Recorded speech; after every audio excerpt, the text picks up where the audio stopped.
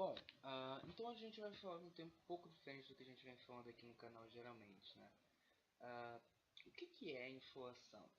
Muito além desse discurso muito comum da gente ouvir no noticiário, de que a inflação é a variação, o preço das coisas subindo, de fato é isso.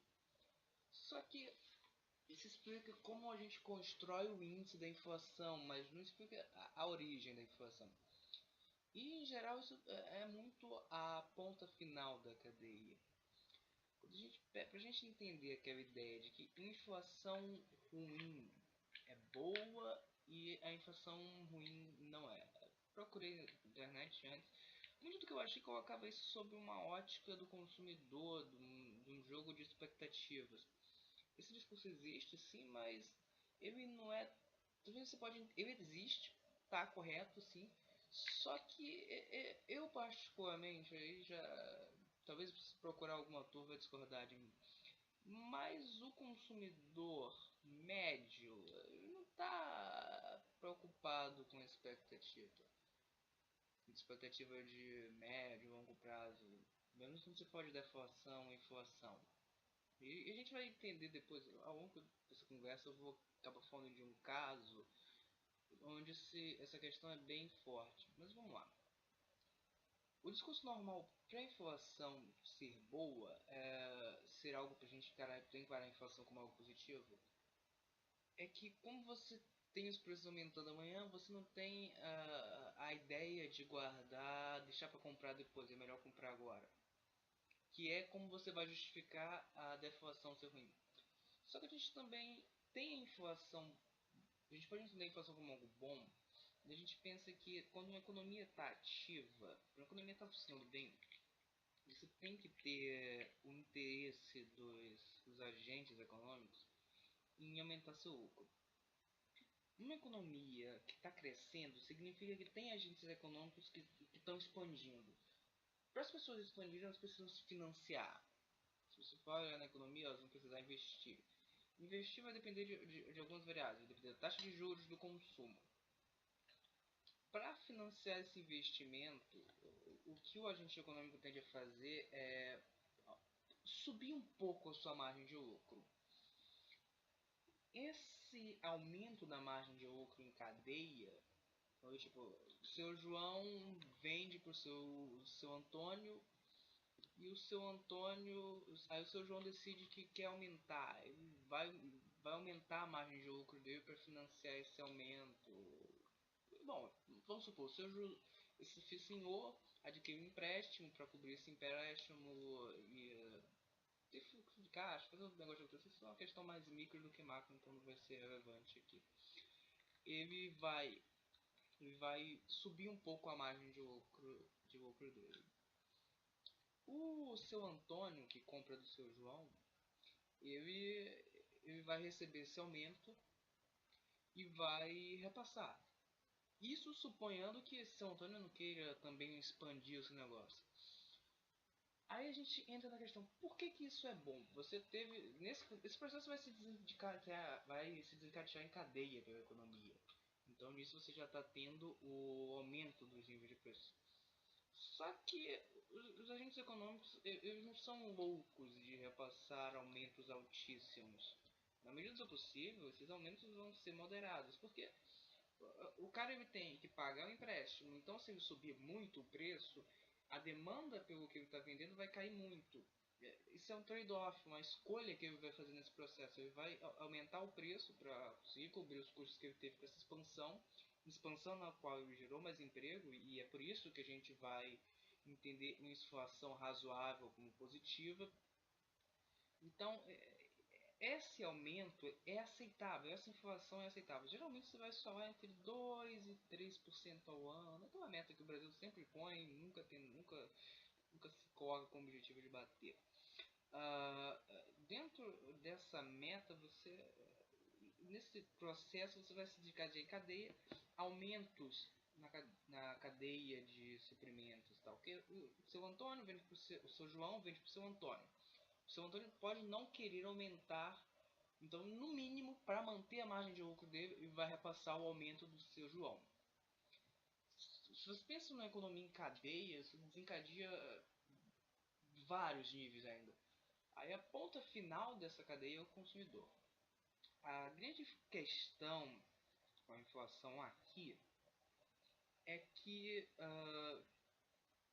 é porque isso não se reflete, esse aumento, ele não se reflete integralmente no salário do consumidor. Esse aumento na margem esse aumento na margem de lucro do agente econômico, ele não vai ser integralmente repassado, refletido nos salários. A gente está falando de capitalismo, então a gente está falando de agentes econômicos que querem maximizar o seu lucro. Nesse processo você tem uma perda do poder de compra por parte da pessoa que está ofertando o seu trabalho, a sua mão de obra, enfim. E você está tendo aí o jogo da mais-valia, mas isso é uma outra discussão que não acho que seja tão válida entrar aqui agora. Se a gente tivesse esse aumento, seria um cenário perfeito, embora impossível, desse aumento integralmente repassado nos salários, a gente teria o que se chama de inflação perfeita. Logo, os preços aumentam, mas os salários aumentam proporcionalmente aos preços, então você não tem perda, você acaba no 0 a 0. Eu acho que daí você já consegue entender o que é inflação, né? Você não consegue competir com essa perca entre o aumento dos preços e o salário. O que você pode fazer, aí já é uma outra discussão, é como você pode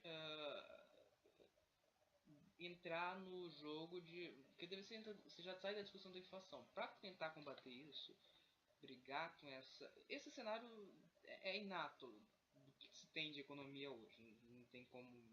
Enfim, nem é um objetivo reverter. Longe de socialismo ou qualquer coisa do tipo. Só como as coisas funcionam. Pelo menos o objetivo, se tiver alguma crítica, deixa aí.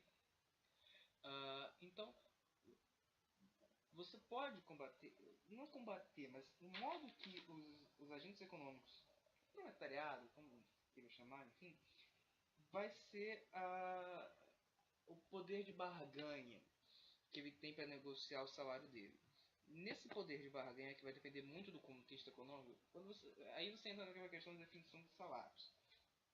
Que, deixa eu ver aqui, a definição dos salários, ela vai se dar de um modo muito dependente do contexto, porque você tem que ver o que está acontecendo no momento. Se o trabalhador tem muitas possibilidades de encontrar trabalho, além do trabalho atual, então ele tem poder de barganha maior. Aí você também entra a questão de especialidade, de quão especializado é aquele trabalho, o custo que o empregador vai ter para substituir aquele cara. E isso é uma outra questão, bem a parte da inflação, né? Vou tentar não me aprofundar muito, mas nesse ponto, o salário vai depender do...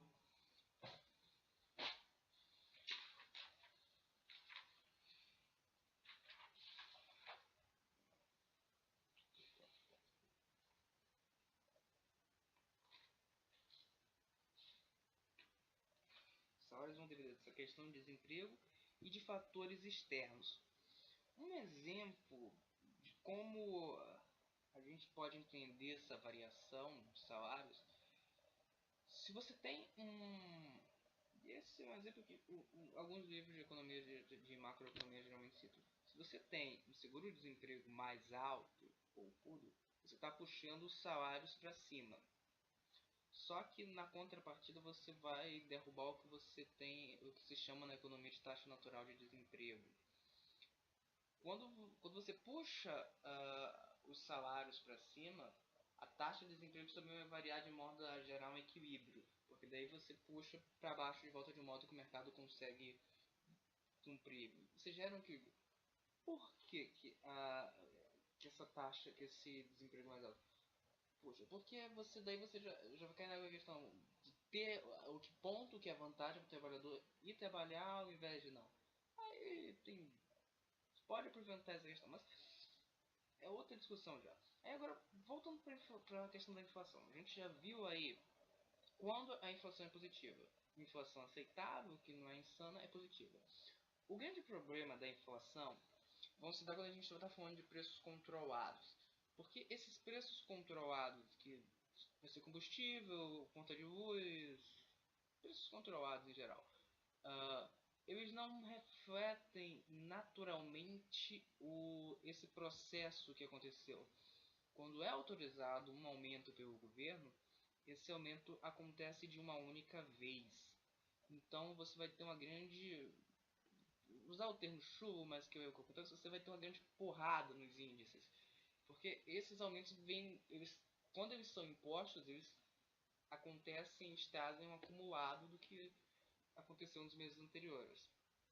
É, eles não são aumentos naturais, eles são acumulados. Então, isso gera um impacto muito, gera uma pressão inflacionária.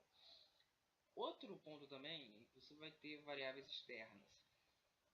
Uh, Se você está falando de uma economia que é dependente de produtos internacionais, e considerando o cenário de hoje, você também pode ter inflações de outros países impactando na inflação brasileira. É bem. Isso porque você está falando de uma economia muito conectada hoje em dia, né? Um ponto também que pode impactar é a cadeia de suprimentos. É basicamente aquela ideia que eu falei inicialmente. Alguém está aumentando a margem de lucros e esse efeito vai se repassar em toda a cadeia. Só que nem sempre esse aumento é natural. Você pode ter um aumento do dólar que gera um aumento na taxa de. Na taxa. Não chega a ser um aumento na taxa na margem de lucro nesse caso. Mas que gera um aumento que também vai se refletir em toda a cadeia. Quando a gente está falando de deflação, a gente está falando em uma economia que está estagnada. Você está tendo uma redução na base de custo da cadeia de produção. Você não está gerando empregos novos porque o seu José não está expandindo.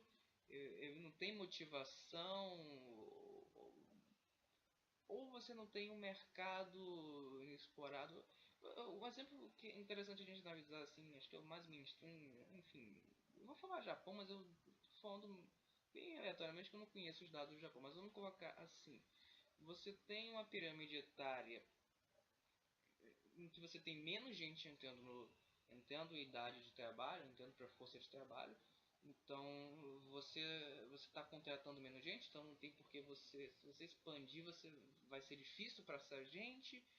E você tem um movimento, você tem classes de renda, faixas de renda muito estáveis, em que você não tem pessoas fazendo transição, conforme a gente viu no Brasil há um tempo atrás, boom que a classe C gerou, você tem uma estabilidade muito grande, então você não tem grandes motivadores para fazer com que a economia se movimente.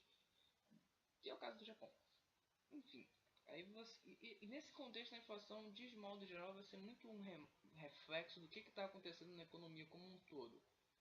Daí a gente, daí quando você olha, você tem que a economia está encolhendo, está estagnada, ela não tá expandindo, porque a expansão em si gera inflação. Se não tem inflação, não tem expansão acontecendo. Aí você chega assim na discussão de que as pessoas vão estar menos motivadas a gastar, porque se elas não gastam hoje, elas podem gastar depois, né? Enfim, quem conhece Bitcoin sabe que essa é uma questão meio complicada na moeda, porque você tem essa valorização em que o Bitcoin se mostra um investimento interessante, mas como ele pode valer mais amanhã, é aquela história, às vezes compensa mais eu pagar os juros do banco do que desfazer o investimento. Então você meio que já destrói o Bitcoin como moeda aí. Isso aí, enfim, né? Porque você acaba no jogo, pô, se eu tô ganhando, se o Bitcoin pode valorizar 15% de um mês pro outro, é muito mais barato pegar um empréstimo com uma taxa menor que essa e ganhar na diferença. Aí você destrói o Bitcoin como moeda. Claro que aí tem outras questões também que pode cair, pode subir, mas aí, enfim, se caísse, se ele caísse até seria até seria um ponto forte dele como moeda. Só que uma instabilidade muito forte. Que, enfim, não desmerecendo a comunidade do Bitcoin, inclusive admiro muito. Acho uma ideia bem interessante, mas tem problemas. Ah, e um outro caso que o pessoal geralmente costuma citar de deflação aqui é a indústria de tecnologia. Só que a indústria de tecnologia tem particularidades muito interessantes, porque é uma indústria que trabalha com altas margens de lucro. Então você tem um produto que vai ter a máxima margem de lucro no começo, depois essa margem vai decrescendo ao longo da vida útil desse produto no mercado. Aí você soma isso também com o fato de que, tipo, você. Não sei, um dos argumentos que eu já encontrei para justificar como que essa deflação que acontece na indústria de tecnologia não atrapalha o setor é o fato de que, tipo, você tem R$ 1.000 com você agora. Você poderia, sim, você poderia deixar para comprar o produto no que vem e pagar menos. Só que um ponto interessante é que nessa espera você tem um custo de oportunidade, porque tá, você vai pagar menos ano que vem, mas aí ano que vem você já vai estar tendo custo de oportunidade porque já tem outro que vale mais, aí tipo, esse ciclo vai continuar. Então, ou você paga o valor cheio agora, ou você assume esse custo de oportunidade quando você for comprar mais barato depois, sabendo que já vai ter um melhor depois. Aí, se você soma esse custo de oportunidade com essa questão da margem de lucro, você meio que gera. Mas você tem sim uma deflação dentro da indústria de tecnologia. Aquela coisa, você tem. É um modelo um pouco diferente porque você está trabalhando aí com. Você não está trabalhando. Você está trabalhando, você tá trabalhando além do preço do item, você está trabalhando com o aumento da qualidade do item, saca? É uma questão um pouquinho mais complicada aqui. Se não me engano, há estudos mais aprofundados nesse sentido.